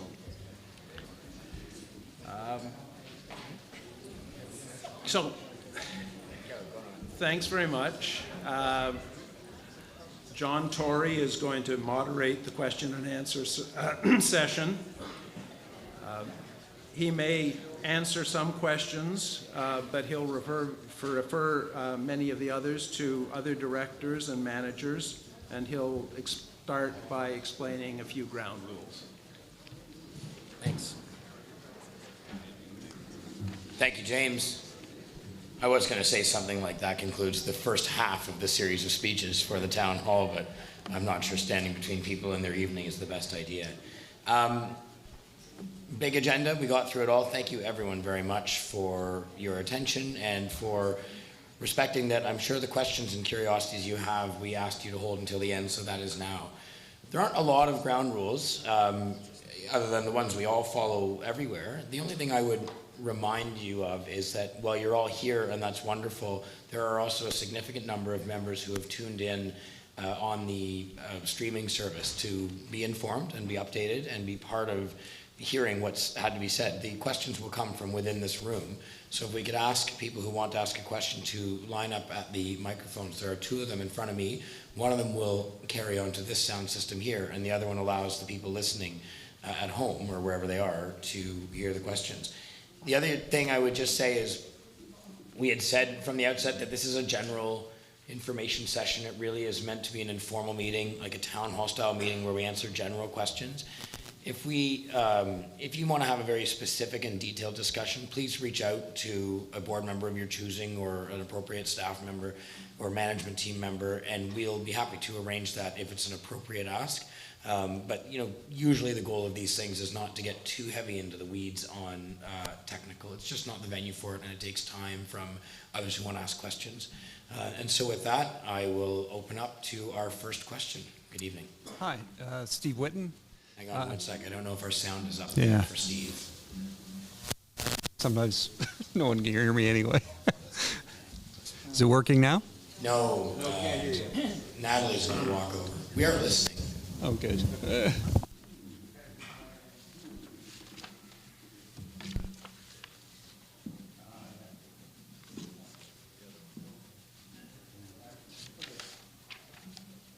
right, Steve Whitten.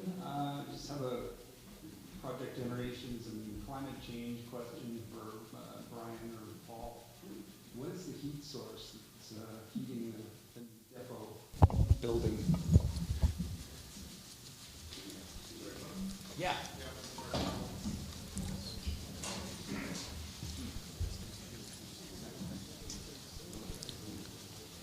Steve, thanks for your question. We have gas-fired boilers in the building. I can also say that as part of the design, our architect and mechanical engineer were focused on sustainability and energy efficiency, and the equipment that was chosen, the insulation levels, reflect the sustainable inputs that went into the project. Okay, but we're buying an electric snowmobile as our, the biggest threat to our existence as a ski club is climate change, and yet we're burning fossil fuel. Why are we not using geothermal? Geothermal is a very expensive process. It does not eliminate the need for gas boilers. It reduces the need, but it does not, because you can't, again, I don't want to get into the technical weeds on geothermal too much here, but it does not eliminate the need for gas of some type. That's not my understanding of it anyway. Yeah. We won't get into the weeds. Okay. But it's expensive capital costs, but life cycle costs are way lower, so. Yep. Anyway, that's all. Okay, thanks. Thank you, Steve. Yes, so please, if you could state your name, and remember, we're going to try to stick to one question. There's already a line forming behind, so thank you. Super, thanks, John. Thank you know you. who I am. I'm hiding behind, I think this podium is bullet resistant, but I'm not sure, so yeah. Paul, I'm going to talk a little story. A couple weeks ago, I was down the steps here. There's a whole pile of racers in this lodge. And got to the bottom of the steps, and one little boy came up to me and had a $20 bill in his hand. And he said, "Where do I buy food?" He had a $20 bill in his hand. Where do I buy food? And I really couldn't answer the question because he needed a credit card, a member badge, or a Interact card. So we're going to have how many people show up here for the ski cross? Thank you.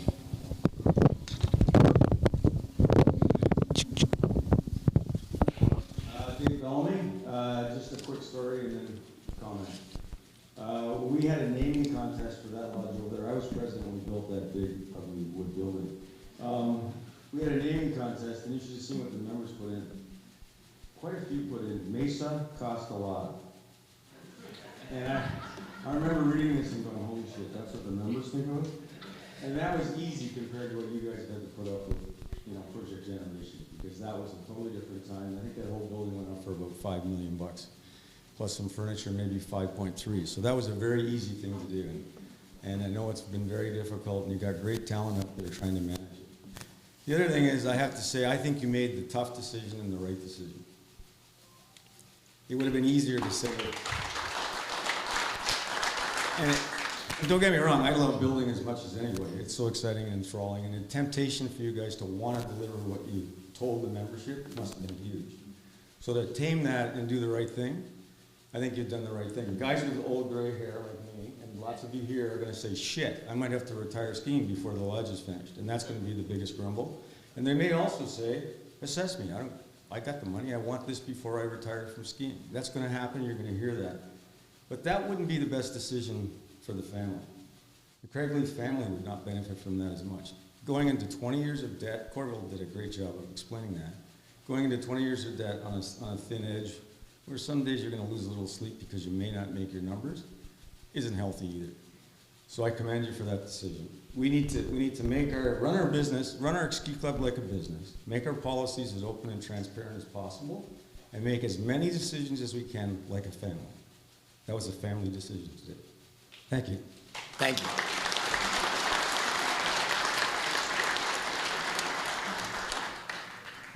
Thanks, John.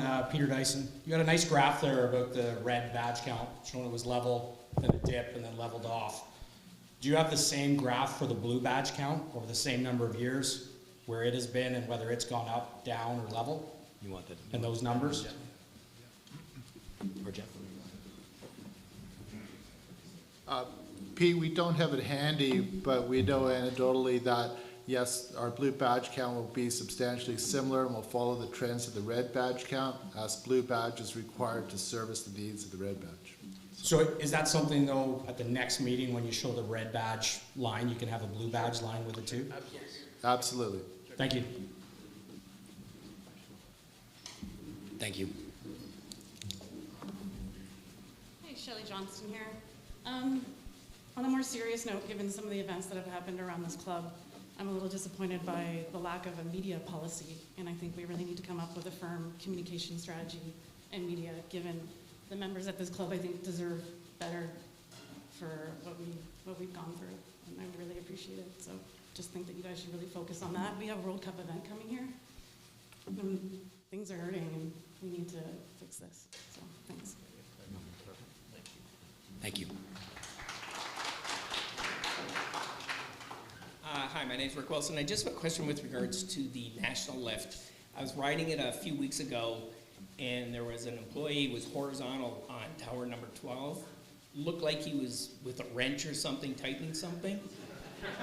I didn't feel particularly safe. I don't think that's a particularly safe place for the operator to be horizontal on tower 12 while the lift is running.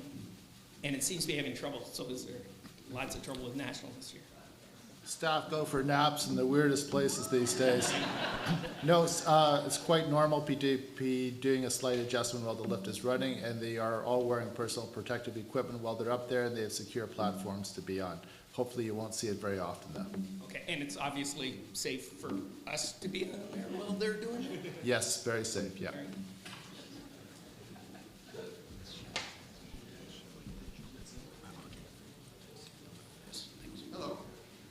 Julian Pope, in case you didn't know who it was. First of all, I want to thank the board for making, which is clearly a difficult decision, but it's the sound decision, and quite frankly, the number one, in my opinion, the number one responsibility of board, which is to financially, to run the club on a financially prudent basis. So thank you very much. I really mean that. I just have a question. So you talked about the budget, and clearly you didn't have, none of us knew what the budget would be like for Project Generations 2 3 years ago. So the question obviously will surround around the potential for another assessment. Has any thought been given, given potential for future assessment and the adoption of ANCA that we're moving to nonprofit status under the new legislation? Has any thought been given to what the threshold might be for a member vote for a future assessment, or for that matter, for any serious financial consideration by the club?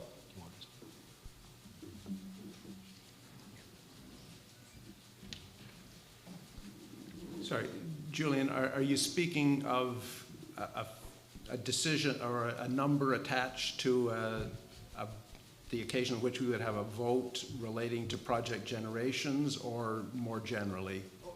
Sorry, I should have been clearer. Any vote that takes into account, any member vote, excuse me, that would take into account a serious financial consideration or undertaking by the club. So in other words, at other clubs, there's regular business votes, and then there's serious financial votes. So I'm just wondering if there's any thought been given to what the threshold or the minimum member vote percentage might be to consider a very serious financial undertaking. Sorry, and are you talking about a supermajority kind of vote? Yes, but supermajority can be defined as 55%, 60%, 65%. So anyway, I'm just asking if there's been any thought put into that. Certainly, Julian, we have been thinking about the supermajority question in connection with the review of the bylaws, and the materials that have been posted on the club website do contain a description of the thinking of the board and the governance committee at that time. We absolutely welcome proposals from members. We sort of hear these suggestions about it would be a good idea to have supermajority, but nobody has come forward with a very specific proposal. It's also, quite frankly, as we learn more, as we think through the ramifications of the new legislation, it's actually quite a tricky technical thing, and I would be happy to discuss it with you offline, but I feel sure that almost everybody else in the room except you and me would be pretty bored. So I would be happy to reach out to you about that question and some others that I know you've asked recently. So thank you. Hi, Lou Montana. Just a quick question. Can you remind me what the original assessment was based on? Was it just phase one? Or I believe it was the complete project. Yeah, project as a whole. so what is, okay. Based on what? Based on the budget that would have been known at the time for phase two? Yeah, with a mix of funding sources, yes, including the assessment. So I'm Catherine. In continuation to that, so we were assessed for a new building, 2 new buildings. We know we've only got 1. We're talking about getting a second, but it sounds like the building as designed is not happening, which is great, fine, I understand. However, it sounded to me, and maybe I missed something, that we're going to redesign something that has all the things that we're looking for, so how are we saving money? Do you see what I mean? Like you described, we want an adult lounge, we want a bigger bar, but that's all in the original build. So I guess I'm just trying to understand what's changing and where's the money that you've collected? It's just waiting to be used. Thank you, Paul.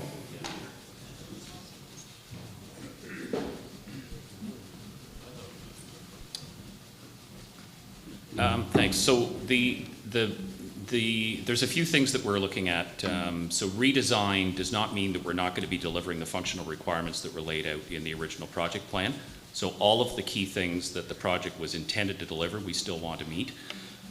So improved bar, renovated kitchen, more seating space, more lockers, fitness room, etc. We've already identified some areas in the delivery of the project where we can either put some of these things off or perhaps make use of other facilities to house that space. We've also looked at opportunities for us to self-perform some of the work. For example, there's a big landscaping job to be done.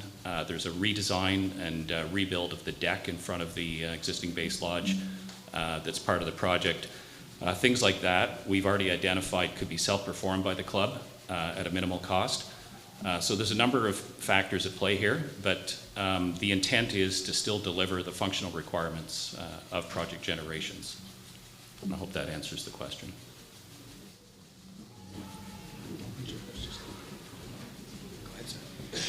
And maybe just to add to that, there's obviously some financial considerations that are important to this. Just a change in interest rates, obviously. We went from an environment of like near zero interest rates to now like 6.5%, 7%. Just a cut of, 2% of interest on, the amount we were looking to borrow. That's almost $500,000 a year.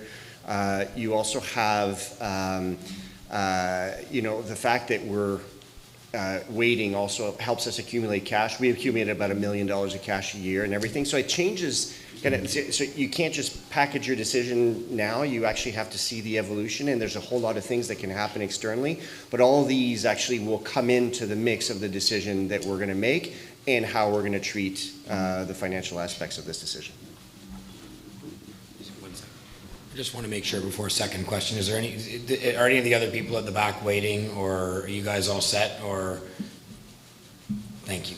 Sorry, but My name is Ron Mitchell. I'm a fairly new member. Jeff, this is a question for you. You talked about the number of new families this year, 57, and the projection of essentially 36 being a kind of steady state of new families.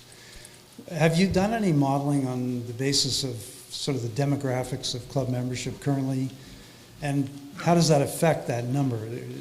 Does it have the potential to dramatically increase, decrease? And the issue being retirements, right? There's a lot of gray hair in the room, as one of the other members pointed out. What does that do to the next 10 years or 15 years of the club's planning? Thank you, Ron. That's a great question. We did do that. We actually did. We did struggle to go back and do an exact evolution of our demographics, but we do know today that more than 60% of our membership is of the age of 50 and above. I think that's that. I may be wrong exactly, but it's something like that. And it's so a large component of our membership is actually going to near retirement age, and so you could infer that we're going to have, if we want to keep the badge count at 3,100, that we could have actually a lot of retirements being replaced by new families without changing the number of members. We didn't do that fully. When we did the modeling, at first we were doing that, and we just thought, let's be conservative here. We're seeing basically a doubling of the expected price of PG2.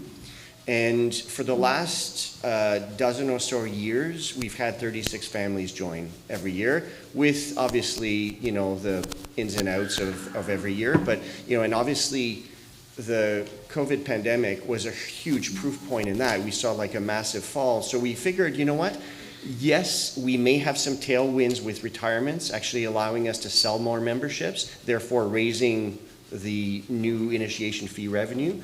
But we felt, out of conservatism, let's use our long-term average, and because we're going to get to a point as well when these retirements happen, we're actually already getting into replacement of lifts and all that stuff, and that actually, does add another layer of complexity to our long-term finances as well. Just a follow-up on that then. What about the supply side, if you want to put that as the new members? Are you fairly confident that replacement membership will live up to whatever the retirement's equal to, so that you can stay at that target number? So do we feel that we have enough demand for membership Correct. to actually replace the retirement contingent? Yeah. Right now, we do feel like we have, we've just raised the price of memberships from, 43 to 49. We have 50 families now, Maya, in the actual annual program for next year. So, so there's strong demonstrated demand. Right. Yes. Good. Thanks, Jerry. Thank you. Hi, Morgan Rubish. I want to thank the board and the administration for their work over the last couple of years. It's challenging, and I'm happy that we're postponing phase 2. My question for the board is, now that we've had a hybrid, are we going to do away with a Zoom-only AGM, and will we be back to a hybrid or in-person model?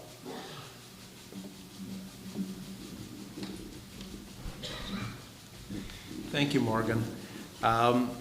I just want to point out, first of all, that the bylaw amendment that we passed at the annual meeting with respect to online meetings was only proposed in order to maintain maximum flexibility and not to enshrine virtual meetings in place of in-person meetings. Obviously, we're here in person. The Wi-Fi and the overall setup in this building don't allow for it to be fully accessible for remote participants, but we've at least been able to live stream for remote viewing. And we're working to get to fully hybrid meetings if possible. We'll also try to get better evidence of what meeting format a broad range of people want to have. And we also recognize that the social events associated with the Thanksgiving AGM are important and could happen irrespective of an annual meeting. But it's interesting, I was meeting with a number of other club presidents this past week. We just talked informally, something that Chris Fragrance started during the COVID era to try to get policies aligned, and there was some talk about annual meetings and the format, and everybody seemed to have the same uncertainty that we have, and nobody seemed to think that hybrid meetings were entirely perfect. I understand one of the clubs is moving from a hybrid meeting to entirely online this year for a variety of reasons, and others said that hybrid kind of loses the benefits that they see of online meetings. So, well, look, we're not foreclosing any option. It's nice to see people in person, and we will try to figure out a model that works for most. If I realize it never works for everyone, but thanks for asking, and we'll do our best. Thanks. Paul Mannings. Two comments or questions. One actually on the World Cup. I think it's a great thing for our club, and if anything, I think the club may have undersold it. I think there's a real opportunity to get the kids, more involved. I do think it's really a great thing for Craigleith, for the escarpment, but for Craigleith in particular. And so I'd encourage the board, but staff as well, to really promote it, not just this year, but going forward. I think it's a great accomplishment. I think, if anything, you guys have undersold how valuable it is. So I think that's great. On the depot now, and as we move to postponing Project Generations Part 2, I'd recommend, something for thought, and you talked about some of the options around what to do. One may be to think about the existing footprint that you've now just built and think about how, at least at the short term, you can accommodate some of the Part 2 functionality into Part 1, i.e., do you move things around, not necessarily moving walls and the like, but it sounds like you've got, full kitchen facilities there, at least roughed in. You have, space for additional seating. And so you may be able to accomplish, at least some elements of value in the near term. So that's the positive one. I'll give you the negative one now, unfortunately, which is, I will say, just as a matter of good governance, I do really struggle with the idea of Project Generations Part 2 kind of remaining on the books. I don't think that, whether it was this vote or any vote, that doesn't grant the board and management kind of an unlimited ability to proceed with a project at any time. And so I do think there is a reasonable amount, and it's probably not yet, but I think it's very close, where if the decision is made to postpone Project Generations Part 2, for a sufficient amount of time, it requires really a refresh and coming back to the membership. I do think you guys made the right decision. I think on-hill experience is and remains excellent. We want the lifts to be functional. That's what people can afford. A little bit of bumped elbows in the lunch line every once in a while, as long as the on-hill experience is great. So again, I don't really want to make it a huge issue, but I do think you guys really need to look as a board at yourselves and really ask whether or not you have the continuing authority, for part 2, which I don't think you have. Thank you. Thank you.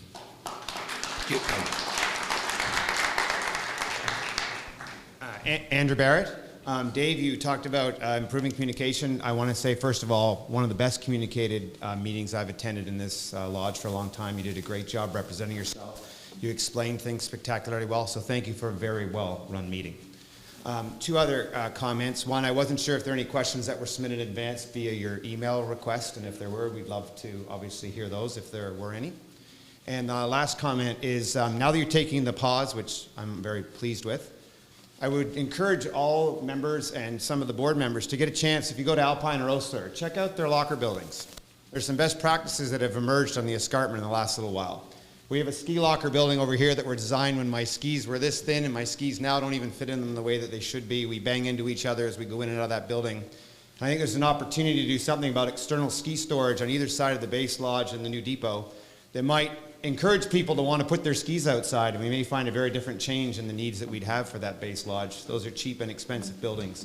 And I think ideas like that, if you have this time, if you could find a way to ask members for their ideas, you guys will come up with a lot, but there may be some others like that. So if you could reopen that communication avenue, it would be really appreciated. Thank you.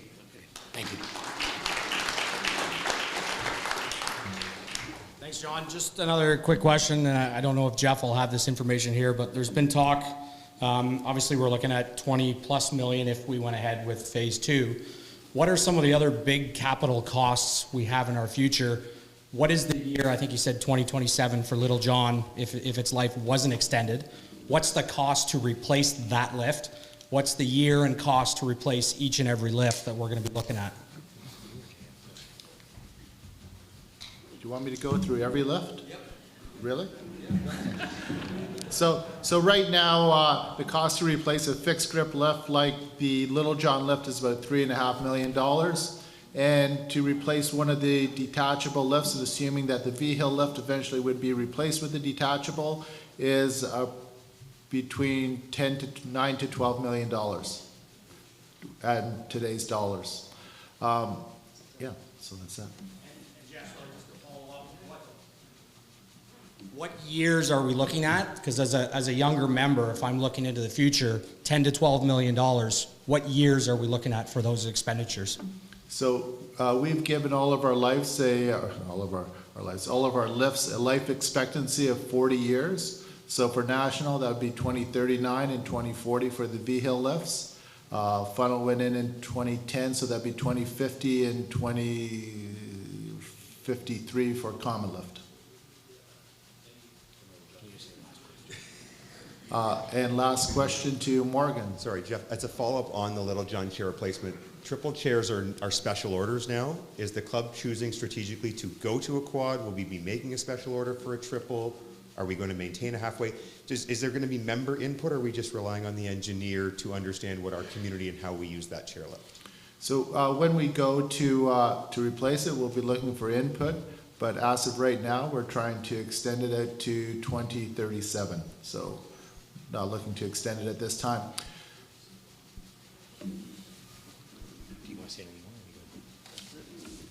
Well, thank you very much, and honestly, thank you guys, everyone who came forward with some questions to ask tonight, to interact with us. We hope that you leave here informed with a better understanding or a more complete understanding of our club, the challenges that we're facing, and the incredible experiences we're delivering.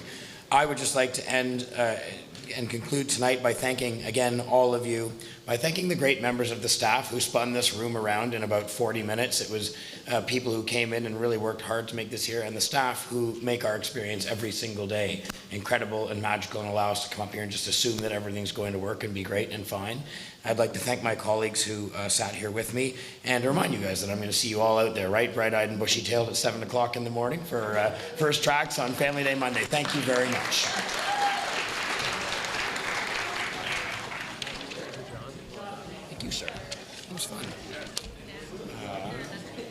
go pick one or two people out of the group.